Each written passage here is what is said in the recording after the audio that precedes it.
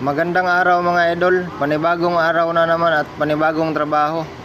Ang trinabaho namin ngayon mga idol, ito tingnan nyo to, Hino 500. Nag pull down kami ngayon ng transmission dahil nag-stack up yung ano niya, ang release bearing. Ito mga idol, tingnan nyo, itong trinabaho namin ngayon mga idol.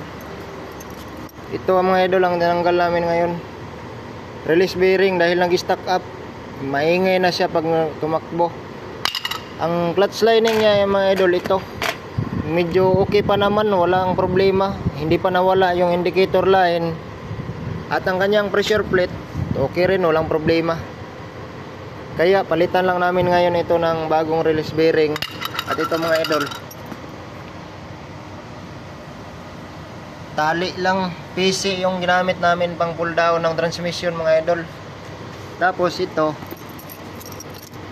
dahil medyo marumi na rin yung bill housing nya, sali rin natin yan mga idol, linisan natin yan ngayon para pagbalik malinis na at madali lang siyang ikabit. Yan lang mga idol. Ito